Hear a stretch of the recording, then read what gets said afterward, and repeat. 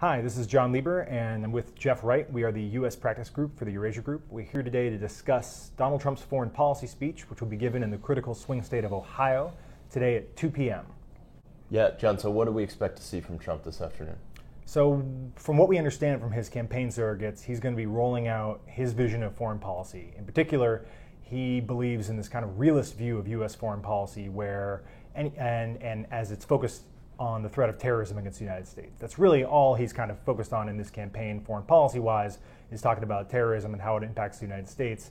And his view is that we should engage with other countries only to the extent that they are willing to support us in our fight against ISIS. Right, so Trump has made ISIS a real centerpiece of his campaign, and I think it'll be at the center of this speech again today.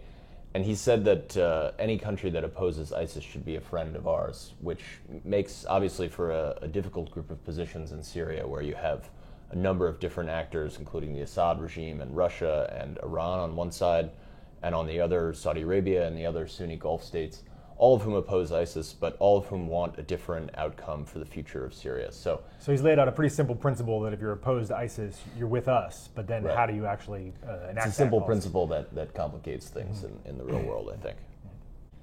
So one theme that's emerged in this campaign, I think unexpectedly so, has been Russia and Ukraine. There was a long piece in the Times this morning about Paul Manafort, who is Trump's campaign manager, and his relationship with Viktor Yanukovych, who's the deposed president of Ukraine. What do we make of the emergence of Russia and Ukraine as a big issue in this campaign? So it's hard to know what to make of Russia and Donald Trump and their relationship because we don't know a lot about it. We don't have a lot of facts about whether or not there's been allegations that Donald Trump has a lot of financial entanglements in Russia. Right. Clearly, a lot of his top staffers have, for a long time, been advisors to the Ukrainian government. Probably maybe even taking money from Russia. We don't really know that much about it. But in the absence of any kind of fleshed out policy proposals, all that's been left is a lot of speculation about Donald Trump and Russia and what that means. Trump has said very favorable things about Putin. He says that he wants to befriend Putin. He has complimented Putin on multiple occasions. And so from that, we can kind of infer that Trump, probably would take a lot more friendly policy towards Russia than previous presidents have. Yeah, and I think politically that's a very difficult position for him to be in. Putin is not popular with the American people, and neither is Russia. So the fact that Trump is having to explain his relationship with Putin, who's a character who's not well loved by most Americans, I think is pretty poor politics for him.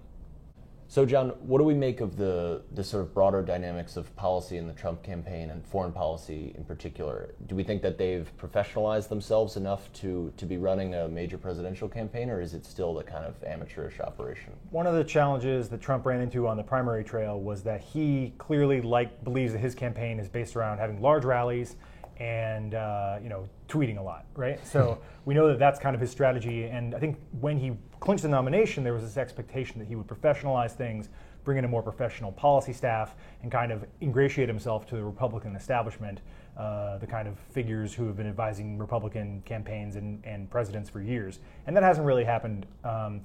Stepping back, you don't see a lot of polished policy proposals on his website. You don't see him giving a lot of detailed policy speeches. And he's done a few of these now. He did it on energy. He did it on the economy last week, where he tries to kind of pivot to a more firmly established policy positions in these speeches, and then something comes along that distracts him altogether and dominates the news for a week. Yeah, last week he gave a fairly well-received economic speech on Monday and then seemed to call for someone to assassinate Hillary Clinton on Tuesday. So we'll see what outrageous thing he says this afternoon or tomorrow. Right, he's not shown that he's able to drive home a key message that kind of resonate in the press for multiple days at a time. And when he does drive home a key message, it seems like a distraction from the core of his campaign. True.